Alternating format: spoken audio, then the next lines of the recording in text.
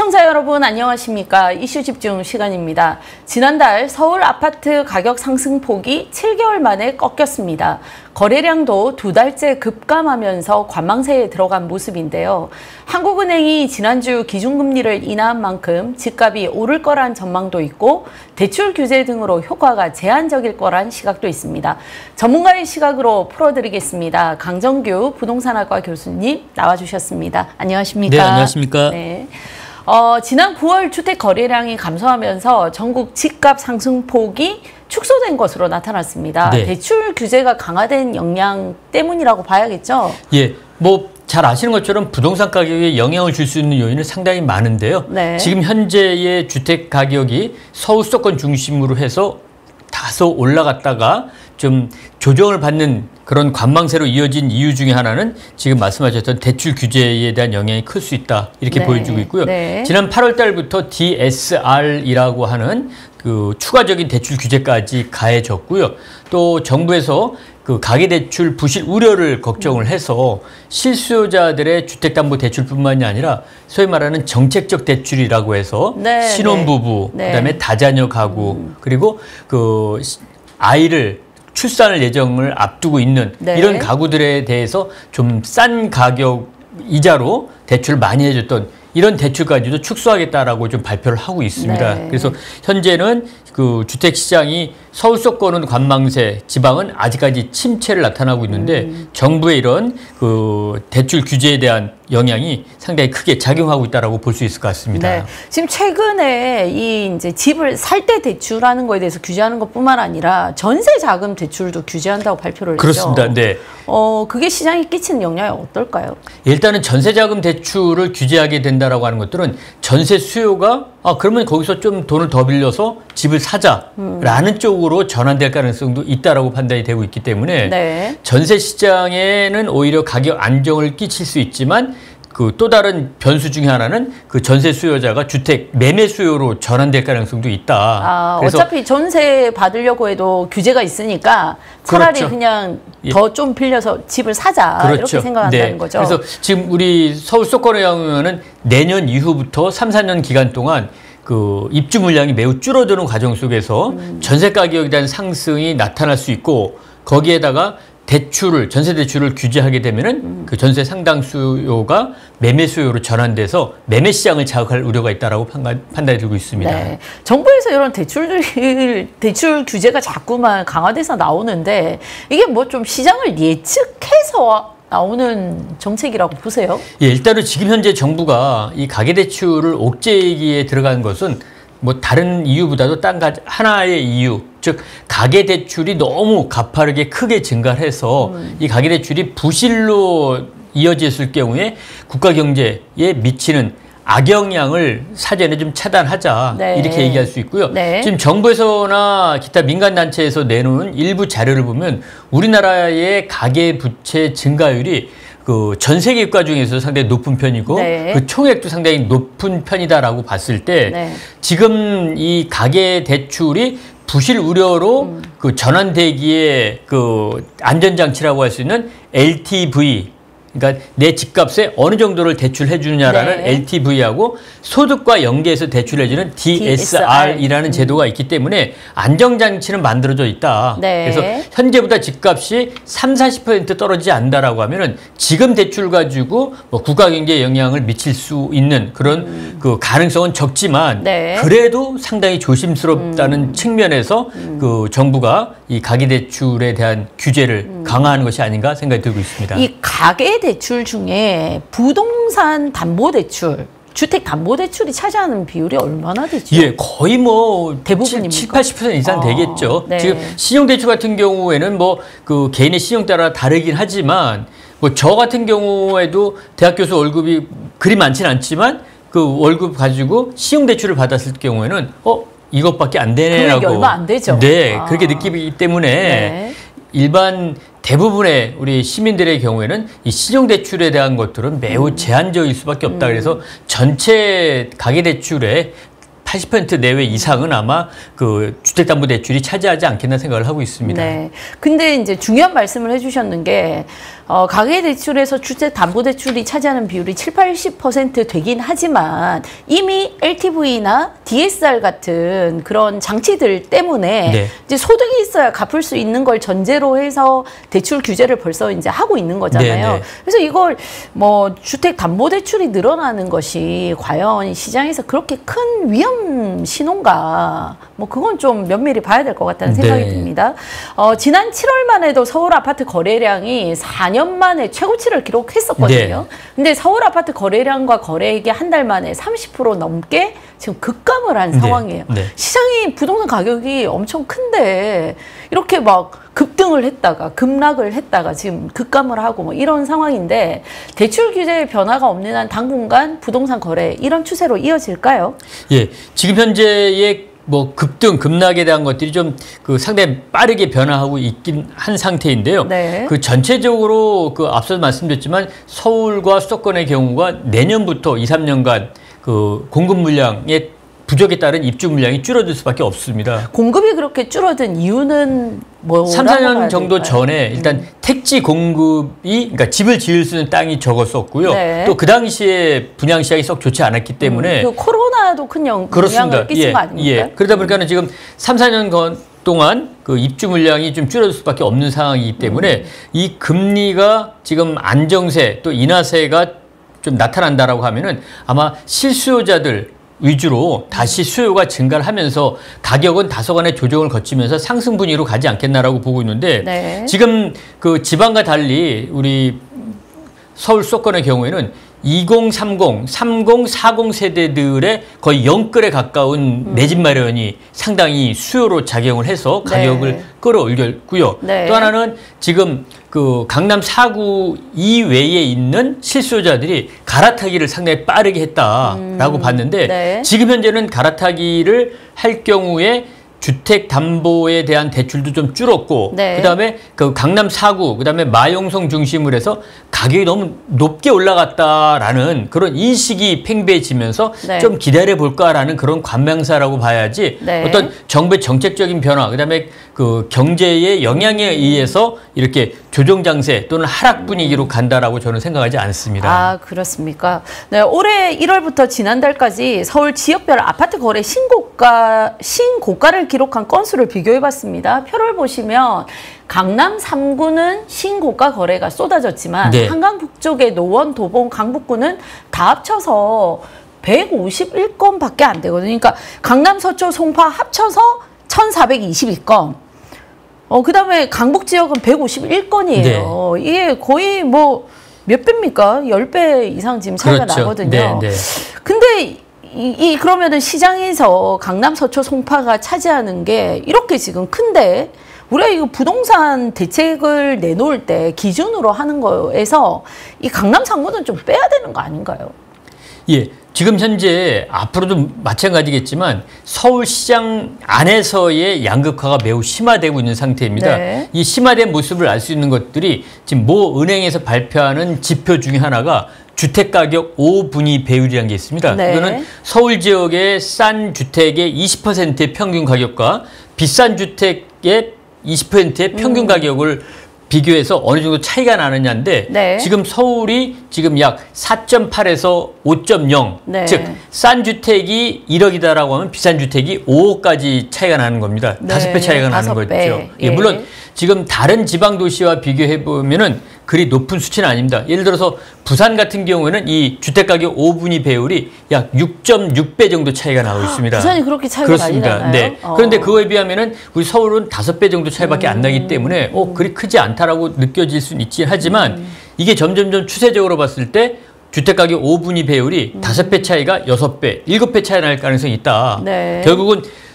집을 사야 된다라고 하면은 비싸지만 이곳에 사겠다. 그러면 그렇지 않으면 안 사겠다라는 이런 실수요자들과 투자자들의 그 여러 가지 생각이 집중되느냐 집중되지 않느냐에 따라서 이런 모습이 나타나고 있다. 네. 그래서 이 서울 내에서도 아주 극심한 양극화가 더 지역 내 문제뿐만이 아니라 사회적 문제로 될 수 있다라는 그런 아주 단편적인 그런 예시를 보여주는 통계라고 볼 수 있을 것 같습니다. 네, 지금 이제 집값 차이, 부동산 5분위, 네. 예, 그 기준에 대해서 말씀을 하셨는데, 부산 같으면은 6배 이상 차이가 난다지만 네. 1억과 6억의 차이인데 네. 서울 같은 경우는 실제 가격을 보니까 강남 한강뷰 아파트 선호도가 갈수록 강해지고 이제 지역 소림이 심해지면서 네.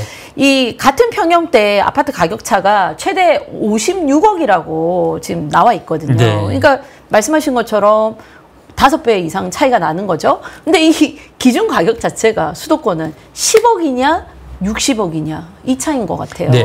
그런데 지금 한강뷰에 해당되는 소위 말해서 강남 서초라든지 강남구 쪽에 있는 한강뷰가 보이는 아파트들이 최근 들어서 그 국민평형 기준으로 해서 말씀하신 것처럼 50억 이상, 최고 거래가는 지금 60억 가까이도 네, 통계가 나오고 있는데, 이런 아파트들은 최상위 주택으로서 전체 주택수의 한 0.12% 정도 차지하는 수밖에 안 되기 때문에 네. 강남 4구에서도 평균적인 주택 가격을 보게 되면은 이렇게 5, 60억대는 가지 않을 것이다. 네. 그래서 지금 말씀하셨던 것처럼 10억대 그다음에 이 차이가 점점 벌어지긴 하겠지만 이 중간적인 20% 주택을 봤을 때는 좀 완만한 그러한 변화를 나타내면서 네. 그 차이가 좀 이렇게 50억대, 60억대와 2, 3억대까지 크게 벌어지지는 않을 것으로 생각이 들고 있습니다. 네. 근데 이제 문재인 정부 때 임대차 3법이라든지 부동산 정책들이 사실은 전국의 집값을 놓고 대책이 나온 게 아니라 네. 강남 3구 집값 잡겠다고 대책을 내놨는데 이게 이제 부작용들이 곳곳에서 나오고 있는 그렇죠. 거 아닌가요? 네. 최근에 전문가랑 이야기를 하는데 네. 그 전문가들 시각이 비슷합니다. 그 문재인 대통령 시절에 집값이 많이 올라갔습니다. 그 문재인 대통령 시절에 집값을 잡기 위한 것들의 주안점이 수요 억제였습니다. 네. 그래서 종합부동산세 강화하고 양도소득세를 엄청나게 강화를 했습니다. 그렇죠. 그와 동시에 공급을 같이 이루어졌다라고 하면은 주택가 이렇게 많이 올라가지 않았을 것이다. 네. 그래서 네. 다소 좀 아쉽다라는 것들을 좀 이야기를 하고 있는데, 결국은 이렇게 특정 지역의 주택 가격을 잡는다. 그런데 그 특정 지역의 인프라라든지 선호도라든지 수요가 줄어들어야 되는데 네. 줄어들지 않은 상태에서 공급은 늘어나지 않게 되면은 가격이 올라갈 수밖에 없다. 네. 물론 수요를 억제한다는 차원에서 세금이라든지 강력한 어떤 규제를 한다 하더라도 공급이 뒤따라하지 않으면은 가격이 올라갈 수밖에 없다. 이렇게 네. 생각이 들고 있어서 조금 아쉬운 면이 있었다. 네. 생각이 들고 있습니다. 수도권에 네. 그럼 향후에 이제 주택을 어떻게 아파트를 공급할 것이냐, 네. 새로운 택지 개발을 할 것이냐, 아니면은 수도권에서도 서울 안에 그 재개발 재건축을 활성화할 것이냐, 그거에 대해서는 어떻게 전망을 하십니까? 일단 지금 현재 정부에서도 그 수도권 외곽 지역에 추가적인 신도시 개발 계획을 발표를 했고요. 네. 이러한 것과 동시에 결국은 도심 지역 내에 양호한 주택에 대한 공급을 빠르게 해주는 것도 필요하다. 네. 그래서 서울시의 예를 들자라고 하면은 재건축 재개발에서 신통기획, 신속통합계획이라고 해서 네. 각종 인허가 절차를 아주 빠르게 진행하는 이런 패스트트랙을 지금 그 서울시에서 진행을 네. 하고 있습니다. 네. 상당히 바람직하다라고 보여지고 있고요. 네. 결국은 도심 지역 내에 양호한 주택을 공급할 수 있는 방법은 아시겠지만 재개발, 재건축 등 정비 사업을 통해서 공급하는 수밖에 없다. 네. 또 그래서 이 패스트트랙 같은 것들을 통해서 빠르게 주택이 공급되는 것들도 바람직하고요. 이런 것들은 분명히 그 3, 4년, 4, 5년 이후에 효과가 나타날 것으로 보여지고 있고, 네. 또 한 가지는 지금 정부에서 추진하고 있는 노후계획도시 특별법에 의한 노후계획도시 재건축. 1기 신도시. 그렇습니다. 예. 네. 아시는 것처럼 분당, 일산, 평촌, 3번, 중동 네. 요 5가구인데 요 일기 신도시들이 1990년대 초에 입주를 해서 네. 이제 거의 한 40년 가까이 돼가고 있는데, 현재의 용적률이 180%에서 200% 초반대에 이르고 있습니다. 네. 이걸 가지고 현재의 법을 가지고는 수익성이 재건축을 할 수는 있긴 하지만 네. 그 주택 소유자분들의 추가 분담금이 너무 커지는 거죠. 네. 그래서 이런 것들을 통해서 좀 주택의 노후도, 그다음에 그 슬럼화를 방지하기 위해서 만들어진 게 노후계획도시 특별법입니다. 네. 그래서 이 5개 신도시에 지금 지금 분당 같은 경우나 일산 같은 경우에 선도지구 지정 절차를 거치고 있는데 이 선도지구라고 하는 것은 시범도시 네. 이를 만들어서 이렇게 만들어지니까 빨리 되네. 도시가 좋아지더라. 네. 되네. 그걸 보여주기 위한 것들인데 이를 통해서 지금 현재 분다라고 하면은 현재의 주택수보다 30% 내외 정도는 더 물량이 늘어날 수 있다. 아, 30%나요? 예. 그렇게 된다라고 하면은 지금 현재 서울 수도권의 신통기획과 같은 패스트트랙에 따라서 정비 사업을 통해서 주택 공급이 되고 네. 그다음에 추가적인 신도시에서도 공급이 되고 또 5개 5개 신도시의 1기 신도시에서도 추가적으로 새 아파트가 공급된다라고 하면은 네. 어느 정도의 주택 공급은 확보가 되는 상태에서 네. 안정적인 주택을 좀 주택 가격을 유지할 수 있는 그런 동기부여는 만들어지었지 않았나 생각을 하고 네. 있습니다. 근데 이제 재건축, 재개발 같은 경우에 지금 이제 건설 비용이 굉장히 한 네. 30% 이상 올랐지 네, 않습니까? 요새 평당 가격 서울은 1,000만 원 이하로는 짓기가 재건축하기 힘들다고 네. 하던데 그렇게 생각하면 이게 이제 살고 계신 분들이 재건축이 되었을 때 이제 분담금이 늘어나잖아요. 그렇습니다. 소득이 있는 분들은 분담을 하겠지만 상대적으로 뭐 연세가 많다거나 정년을 하신 분들은 분담금 내기가 만만치 않단 네. 말입니다.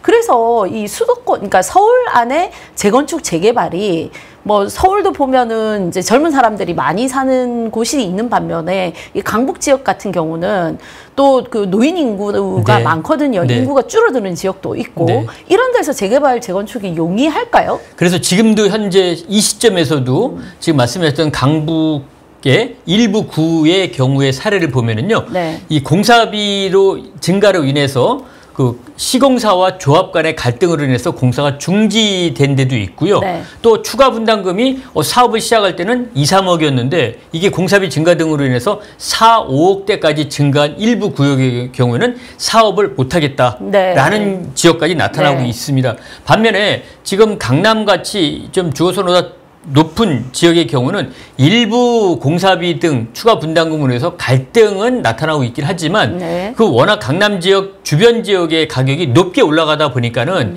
아마 주택 소유자 분들께서 그래 추가 분담금 늘어났어. 그런데 그 추가 분담금을 내서 빠르게 사업을 진행하게 되면은 옆에 있는 아파트, 새 아파트처럼 가격이 올라갈 거야 라는 기대감을 가지면서 추가 분담금에 대한 것들을 조금 부담감을 덜 가지고 사업을 진행하자 쪽으로 가는 반면에 네. 강북 지역이나 지방 상당수의 그 정비 사업하는 지역의 경우에는 말씀하셨던 것처럼 소득 증가가 공사비 증가나 추가 분담금 증가를 따라가지 못하기 때문에 네. 특히 고령자 분들의 경우는 난 그냥 살래 여기서 난 뭐 이대로 약간 뭐 좀 불편하지만 그대로 살아갈래 네. 라는 분들이 많아지면서 이 재건축 재개발과 같은 정비 사업 시장에서도 네. 아주 상당한 양극화가 벌어질 가능성도 있다. 네. 서울은 비교적 되지만 지방은 안 되고 네. 서울 내에서도 강남과 강북의 온도 차이는 상당히 많이 벌어지면서 네. 정비 사업에 또 양극화에 대한 문제가 대두될 수밖에 없다라고 생각이 들고 있습니다. 지금 뭐 부동산 PF가 어렵기 때문에 부동산 시장이 전반적으로 힘든 상황인데 네. 제가 듣기로는 이 재건축 재개발 시행하는 회사들이 지금 지방에서는 전부 손을 뗐다라고 들었거든요. 네. 그러니까 이 정말 양극화가 심각한 것 같습니다. 그렇습니다. 이 정부가 이걸 좀 알고 뭔가 대책을 좀 내놔야 될 것 같은데 뭐 좀 걱정이 많이 되고요. 자, 그러면 3년 만에 이제 금리가 인하가 네, 됐어요. 됐죠. 네. 내 집 마련의 적기가 언제냐? 이거에 네. 대해서 대해서 좀 한번 여쭤보겠습니다. 표를 한번 보시겠습니다. 서울 집값 상승률 중에서도 아파트의 상승폭이 0.79%로 나타났고요.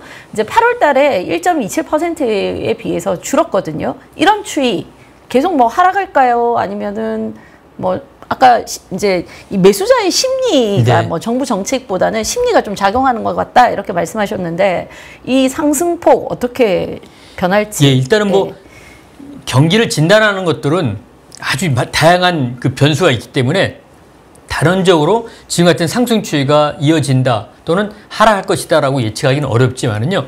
현재 상승 요인과 하락 요인을 봤을 때 서울 지역의 경우에는 상승 요인이 조금 더 많아지는 경향을 띠고 있습니다. 네. 거기다가 금리까지 인하되고 또 여러 가지 지표, 팩트상으로 나타나는 공급 부족 문제가 대두될 수밖에 없는 상황이기 네. 때문에 네. 정부에서 그 규제 완화, 즉 대출에 대한 규제라든지 각종 세금에 대한 규제 완화를 즉각적으로 빠르게 시행하지 않더라도 상승 요인이 크게 작용을 하기 때문에 저는 상승 추이는 좀 당분간 이어질 수 있다. 네. 다만 이 상승 추이가 평균은 9월달 기준 0.79% 상승을 했지만 네.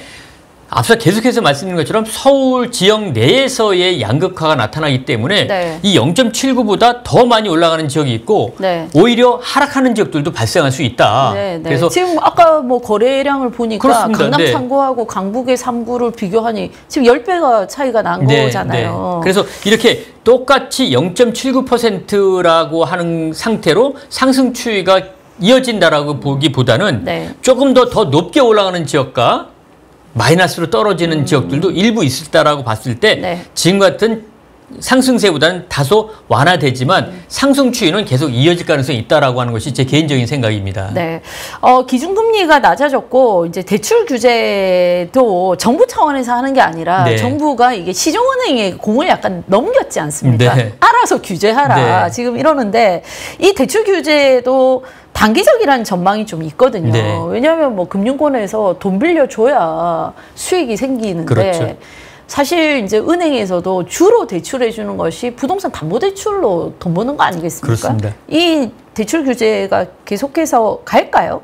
예, 일단은 정부의 정책 기조가 가계 대출 부실 우려를 상당히 많이 걱정을 하고 있습니다. 앞서 여러 차례 말씀드렸지만 가계 대출 증가 폭도 상당히 높고 그다음에 절대량도 많고 속도도 빠르다 보니까는 우려를 할 만하다라고 보여지고 네. 있습니다. 그런데 이 지금 가격이 올라가지 않는 지방 지역 입장에서 봤을 때는 이 실수요자 분들도 가계 대출에 대한 것들이 좀 부담스럽고 즉 뭐 소득은 약간 작더라도 내가 앞으로 소득이 증가할 수 있다라는 확신을 가지게 되면은 대출을 조금 더 받아서 좋은 집으로 가겠다라는 소유자들도 있습니다. 네. 그런데 지금 현재는 현재의 소득, 앞으로의 소득이 바뀔 것은 예측되지 않고 현재의 소득만을 가지고 대출폭을 정하다 보니까는 네. 이 지방 지역의 경우에는 상당히 지금보다 수요가 더 늘어나지 않아서 주택 시장이 침체로 가는 상황이다. 네. 그래서 정부의 정책적인 기조는 대출 증가를 억제한다는 차원에서 어느 정도 기조를 갖고 있고 시중은행이 그에 따라서 움직이긴 하지만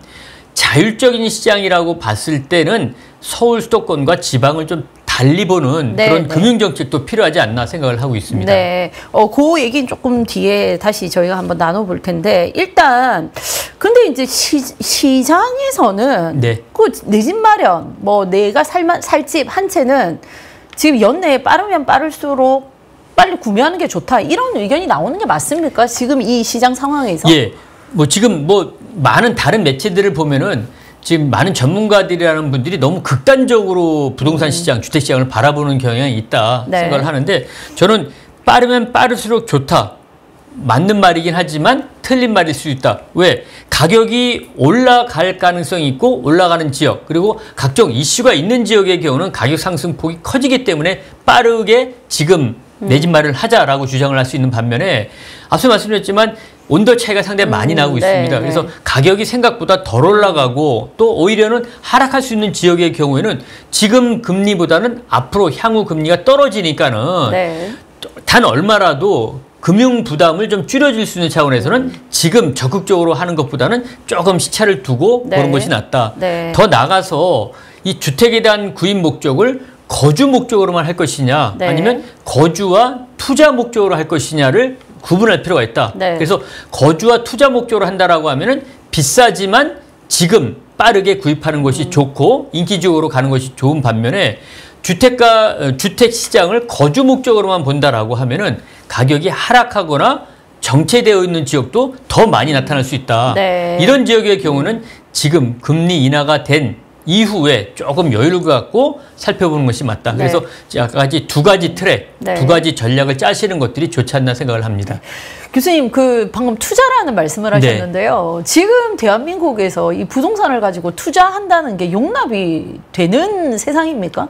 예, 뭐 다주택자분들의 경우는 뭐 상당수가 투자 목적이라고 봐야 되겠죠. 근데 투자가 아니라 투기라고 지금 예. 생각을 하고 그걸 전제로 각종 이렇게 사는 집 말고는 사지 마 이렇게 대출 규제하는 거 아닌가요? 예, 뭐 실제 뭐 저도 부동산 학부서부터 석사, 박사까지 다 마쳤지만 부동산학에서 이야기하고 있는 투자와 투기는 이론상으로는 구별하기가 무척 어렵습니다. 네. 그래서 일부에서는 우스갯소리로 내가 하면은 투자고, 투자, 예, 다른 사람이 하면은 투기, 뭐 이런 우스갯소리까지도 좀 나오고 있는 상태인데요. 지금 정부 정권별로 이 주택을 바라보는 시각은 상당히 다릅니다. 네. 그래서 어떤 정부에서는 주택 하나만을 갖고 있고 그 이상의 주택을 갖고 계신 분들은 다주택자로 봐서 그것도 서울에 두 채 갖고 있는 분이나 지방에 두 채 갖고 있는 분이나 무조건 다주택자는 금기시됐고 네. 그다음에 거기에다가 아주 강력한 세금을 그렇죠. 가지고 있을 때도 세금 엄청나게 올렸고요. 그다음에 처분할 때도 많이 올렸습니다. 네. 그래 이렇게 진행된 다주택자들의 어떤 투기 또는 투자의 억제 제도가 지금 현재도 일부 남아져 있는 상태이다 보니까는 이 다주택자 분들이 어쨌든 실소자는 아니지만 투자 목적으로는 일부 주택을 더 구매할 수 있는 여유가 있는 분들조차도 세금이 너무 많이 나온 것이 아닌가라고 판단되면서 결국은 처분을 하고 똘똘한 한 채를 하겠다라고 해서 그 똘똘한 한 채를 특정 지역으로 몰리는 겁니다. 네, 그러니까 특정 지역에 네, 뭐 저는 뭐 특정 지역을 말씀드리지 않았지만 네. 말씀하셨는데 네. 예, 그 특정 지역으로 다주택을 팔고 가는 수요가 더 많아지다 보니까는 결국 상당한 격차가 벌어지면서 지금같이 이렇게 강남 강북에 따른 양극화 문제가 사회적으로 되고 있다. 네. 그래서 일단 이 다주택자에 대한 기준은 제 개인적인 생각은 또 많은 전문가들이 이야기하고 있지만 주택수로 단순하게 따지지 말자. 네. 주택 가액을 가지고 그 각종 세금이라든지 부담금 같은 것들을 부과시키는 기준으로 하자. 네. 그래서 서울에 한 채 갖고 계신 분들은 수십억짜리가 있는데도 1주택자라고 봐서 상당 혜택이 있는 반면에 지방의 또 다주택자분들은 다 합쳐봐야 뭐 세 채 합쳐서 네. 5억이 안 되는. 예, 서울에 네. 전세 사시는 분 가격도 안 되는데 네. 다주택자라고 해서 그분의 실질 소득 대비 부담하는 조세 부담률은 상당히 높다라고 보고 있습니다. 제가 다주택자로 몰렸었어요. 국회에 네. 있을 때. 네. 이제 문재인 정부 때였죠. 근데 제가 지방에 제가 살고 있는 아파트 하나, 그다음에 약간 떨어진 곳에 이제 월세 받으려고 사실은 투자의 목적으로 네. 9천만 원짜리 아파트를 하나 샀었고요. 네. 그게 뭐 20평짜리예요. 20평짜리. 아주 뭐 괜찮았어요. 저도 알고 있는데 뭐 그 부산에서 네. 속 좋지 않은 지역이라고 하는 것도 네, 알고 네. 있는데. 그리고 이제 제가 그 지역구에 있는데 사무실로 혹시 할 수 있을까 싶어서 오피스텔 하나, 오피스텔 7천만 원짜리였어요. 네, 네. 그래서 제가 이제 3주택자로 몰려가지고 막 언론상에 계속 이름이 회자가 됐었는데 부산에 이제 기자들이 야, 황보승이가 뭔데 주택을 3개나 갖고 있냐 하고 뚜껑을 딱 열어봤더니 3개를 합쳐서 5억이 안 된 거예요. 네. 그러니까 야, 이거 나 해운대에 내 집 한 채 값 반밖에 안 되는데 이걸 다주택자라고 할 수 있냐? 제가 그거 실제 겪은 사례거든요. 네. 그래서 이게 정말 중요한 말씀하신 게 그냥 다주택자라고 할 게 아니라 주택 가액에 대한 거, 그 다음에 지역에 대한 거, 이거를 반드시 이게 정부가 정책을 세울 때 네. 참고로 해야 된다. 맞습니다. 이런 생각이 좀 네. 다시 한번 듭니다.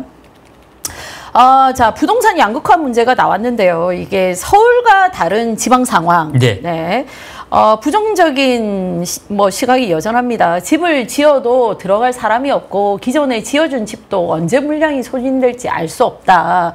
어제 이제 이창용 총재가 처음으로 이제 그 주택 대출 규제에 대해서 서울과 지방은 달리하겠다. 네. 이거를 국정감사, 기재위 국정감사에서 얘기를 했어요. 그 이제 대구 출신 이인선 의원님이 그걸 지적을 하셔서 지금 대구에 미분양이 6만 가구, 분양이 6만 가구인데 그 중에 미분양이 1만 가구다. 네. 서울과 지방의 지금 온도차가, 부동산 온도차 너무 크다. 이걸 지적을 하니까 이창용 총재가 처음으로 이거에 대해서 좀 대책을 세우겠다 이렇게 얘기를 했거든요. 어떻게 보십니까? 예, 일단은 지금 시장이 우리 시청자분들 잘 아시는 것처럼 서울 수도권은 상당한 강세가 꽤 오랜 동안 지속이 되고 있고요. 또 여기에서 신고가 거래가 나오고 있는 반면에 지방 지역의 경우는 지금 약 2년에서 3년째 하락세를 유지하는 지역들도 있습니다. 네. 그리고 말씀하신 것처럼 미분양, 전체 미분양 물량의 7, 80%가 지방에 지금 남아져 있는 상태이고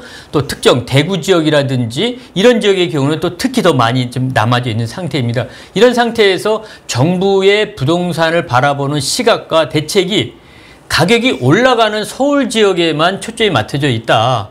그렇기 때문에 나머지 지방 지역의 경우는 이 서울과 수도권에 초점이 맞춰져 있는 규제 대책을 가지고 시장을 활성화시키려다 보니까는 활성화는 많은 한계가 뒤따를 수밖에 없다. 이렇게 네. 좀 보여지고 있고 실제 상당히 지방 지역 경제에도 거래가 안 되니까는 취득세도 안 나오고요. 네. 이 취득세 같은 경우는 지방세수 중에서 상당한 중요한 세수거든요. 네, 네. 취득세도 안 나오고 또 재산세와 같은 보유세도 가격이 떨어지니까는 공시가격이 가치 인하되면서 세수 부족이 나타난다. 네. 그래서 지역 경제도 상당히 많이 영향이 나타나고 있는 상태입니다. 네. 또한 지역 건설 업계에서도 상당한 애로사항을 좀 띠고 있기 때문에 말씀하셨던 그 대출을 비롯한 금융 정책뿐만이 아니라 상당수의 세제 정책, 그 다음에 여러 가지 또 뭐 말씀하신 것처럼 공급 대책 같은 것들도 시장을 달리 봐야 된다. 네. 서울 수도권과 지방을 좀 달리 보는 그러한 부동산 정책이 나와야 될 것으로 생각을 하고 있습니다. 네. 오피스텔 시장도 궁금하실 것 같아요. 서울 오피스텔 시장이 최근 들어 하락세를 면치 못하다가 이제 변곡점을 맞았습니다. 네. 집값이 오르고 수요도 늘면서 역세권 오피스텔 수요가 회복세를 보이고 있다고 하거든요. 네.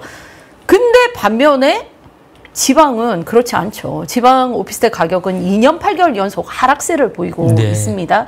이게 이제 전세 사기 문제 때문에 빌라와 오피스텔이 완전히 뭐 시장이 이게 침체 국면을 맞았는데 수도권 빌라 같은 경우는 또 뭐 정부에서 국토부에서 무한정 우리가 이제 빌라 시장이 안 돌아가니까 우리가 다 사드리겠다 지금 네. 이렇게 얘기를 했어요. 네. 그것도 저는 못 지킬 약속이라고 생각하는데 그래도 일단 뭐 빌라 시장은 좀 정부에서 적극적으로 하는데 오피스텔 같은 경우는 별 대책이 없거든요. 없는 상황에서 서울은 올라가고 지방은 하락하고 있다. 이건 네. 뭐 대책이 있을까요? 예, 일단은 지금 현재 서울 수도권에서 오피스텔 가격이 올라가는 이유는 지금 일단은 서울 수도권의 주택 가격이 상당한 강세를 띠면서 전세 가격도 올라가다 보니까는 대체제로서 오피스텔을 찾는다. 그러니까 전세가 올라가니까 임시로 오피스텔에 살자. 아파트에 들어갈 신혼부부나 젊은 분들이 너무 비싸니까는 오피스텔 가서 일단은 추후에 전세 가격을 좀 지켜보자. 그래서 대체 수요가 지금 상당히 많이 일어났다라고 좀 볼 수 있고요. 네. 또 지금 빌라라든지 연립주택 같은 경우는 말씀하신 것처럼 전세 사기 문제가 상당히 많이 불거졌기 때문에 이러한 것들 전세 사기에 해당될 수 있다라고 판단되는 지금 주택 유용에 들어가시는 것보다는 오피스텔을 좀 가자라는 수요 때문에 지금 오피스텔의 좀 가격이 좀 상승을 한 것으로 보여지고 있는데 빌라에 대한 거부감 저는 뭐 빌라 오피스텔에 대한 거부감이 같이 있을 거라고 생각했는데 그게 아니라 빌라는 더 못 믿어오니까 차라리 오피스텔로 가자. 수도권의 경우는 그런 정서가 있나 보네요. 아무래도 지금 오피스텔 같은 경우에는 조금 더 전세라는 빌라에 비해서 대형 단지들이 있다 보니까 보고 또 그 주변에서 충분하게 시세를 파악할 수 있는 단지들이 있습니다. 오피스텔의 경우에는. 네. 그렇기 때문에 내가 지금 오피스텔이 전세를 1억 들어가게 된다라고 하면은 시세가 뭐 2억이야. 그러면 전세가 비율이 50%밖에 안 되니까는 네. 좀 안전하다라고 하는 그러한 가격을 우리가 찾아낼 수 있는데 빌라라든지 연립주택 같은 경우는 내가 지금 들어가는 전세 1억이 시세 대비 얼마인지 이게 깡통 전세가 될지 아니면 안전한 전세가 될지를 모르는 상태이다 보니까는 네. 일부 불안한 전세 수요자들이 오피스텔로 움직이는 것들도 전세 가격을 자극을 했다라고 네. 보여지고 있고요. 네. 반면에 지방 지역 같은 경우는 지금 현재 주택 공급 부족 문제가 아직까지는 좀 덜한 상태입니다. 미분양이 많죠. 그렇습니다. 네. 예, 그러다 보니까는 전체적으로 서울 수도권과 비교해서 주택 가격이 올라가고 전세 가격이 올라가야지만 대체제가 오피스텔로 가는데 네. 지금 전세 가격도 안정되어져 있고 주택 가격도 안정돼 있으니까는 이 정도 같으면 나는 전세로 들어가서 전세 살래, 아예 집을 살래 이러다 보니까는 오피스텔에 대한 수요가 크게 증가하지 않기 때문에 네. 이 또한 주택처럼 양극화가 서울과 지방의 오피스텔 시장이 나타나고 있는 것이 아닌가 생각이 들고 있습니다. 제가 하나 여쭤볼게요. 네. 그 오피스텔을 주택으로 산입을 하잖아요. 네. 근데 이게 지을 때는 보니까 상업시설로 해서 세금 내고, 그 다음에 이제 짓고 나서 뭐 분양을 하면 거의 대부분 이제 정부에서 종부세 부과를 요새는 한단 말이에요. 그러니까 짓고 나면은 이걸 주택으로 산입해가지고 또 각종 뭐 다주택으로 해서 그 대출 규제를 네. 하거든. 대출 네. 규제도 하고 세금 문제에 대해서도 이게 어떤 때는 상업용이고 어떤 때는 주택이 오락가락 하거든요. 네. 이게 맞습니까? 예, 일단은 지금 이 오피스텔이 당초 취지는 업무시설로 분류가 되고 있는데 이 업무시설로 지어진 것에 뭐 일부 난방이라든지 수도시설이라든지 주거에 관련된 것들을 넣다 보니까는 거기에 이제 생활하시는 분이 나타났고요. 네. 또 생활해 보니까 괜찮으니까는 또 사겠다는 분이 계시니까는 그럼 아파트보다는 좀 싸니까는 들어가자라는 수요가 생기면서 이 오피스텔을 업무시설에서 주거시설로 일부 양성화하는 과정 속에서 나타난 세법상의 문제다. 네네. 예, 그래서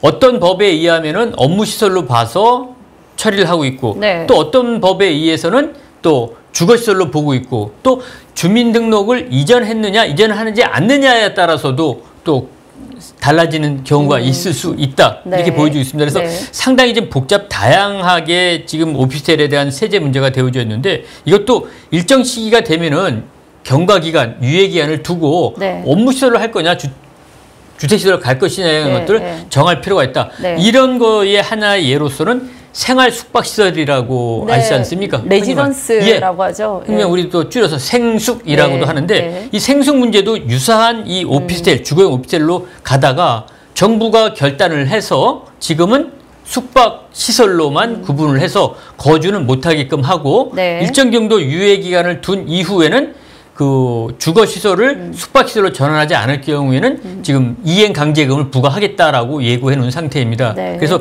이 오피스텔의 경우에도 일정 정도 유예기간을 좀 둔 상태에서 업무시설로 갈 것이냐 주거시설로 갈 것이냐를 좀 명확히 구분 지을 필요가 있다 네. 생각이 들고 있습니다. 그렇죠. 그러니까 이게 이제 오피스텔을 사실 사시는 분들은 이게 수요가 없는 거잖아요. 왜냐하면 지금 이왕이면은 아파트 선호가 강하고 아파트 중에서도 똘똘한 한 채를 사겠다. 네. 근데 주로 이 오피스텔에 거주하시는 분들은 청년 세대 중에서 내 아파트를 결혼해서 장만하기 전에 잠깐 거쳐가는 곳, 그다음에 뭐 신혼들도 잠깐 거쳐가는 곳 이렇게 생각을 하다 보니까 실제 이걸 사야 되겠다고 생각하는 사람 별로 없어요. 근데 그렇죠. 이걸 주택수에 산입하는 것이 많이 하는 것이죠. 그렇죠. 네. 그래서 지금 상당히 어떻게 보면은 사다리 형태로 무주택자분들의 주거 사다리 형태로 이 오피스텔이 이용되고 있다라고 하는 것들도 좀 간과하지 않아야 된다. 네, 그렇게 네. 생각이 들고 있습니다. 네.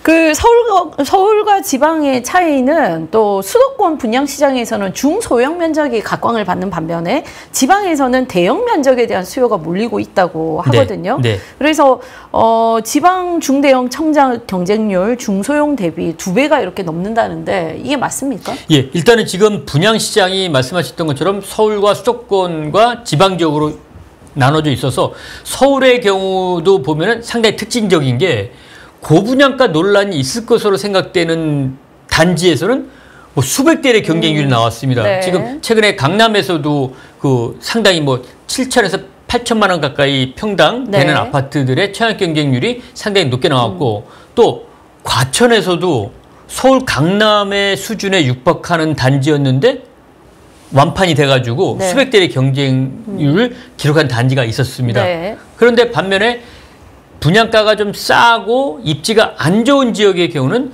우리 서울 수도권의 경우에도 네. 조금 경쟁률이 낮아진 상태가 있고 지방의 경우는 전체적으로 좀 분양률이 좀 낮아져 있는 상태인데 이 대형 면적이 지방에서는 호황을 누렸고 소형 면적은 서울 수도권에서 누렸다라고 하는 것들은 이렇게 대형 소형으로 나눌 것이 아니라 그 대형이 나왔던 단지의 입지가 어디냐, 네. 가격이 얼마만큼 됐느냐에 따라서 청약 경쟁률이 뒷받침됐다라고 볼 수밖에 없다. 네. 그렇게 보여지고 있고 네. 서울 수도권에도 대형 단지가 많이 나오진 않지만 입지와 가격 경쟁이 우수하다라고 하면은 이 대형 평형도 서울 수도권에서도 상당한 청약 경기를 유지할 수 있다. 그래서 소형, 대형에 따라서 지방을 나누기보다는 가격, 입지 경쟁력에 따라서 또 인기 주거 지역 여부에 따라서 청약 경쟁률이 나눠진다라고 보시는 것이 좋아 보일 듯합니다. 네, 오늘은 지난 7월 연내 최고치를 찍었던 전국 부동산 매매 시장이 하락한 이유, 또 수도권과 지방 양극화 현상 짚어봤습니다.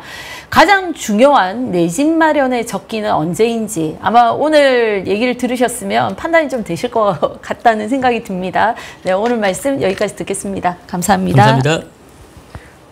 서울에는 세 자릿수 청약 경쟁률을 기록한 아파트가 자주 등장하지만 지방은 다 지어진 뒤에도 오랫동안 팔리지 않는 악성 미분양이 넘쳐나고 있습니다.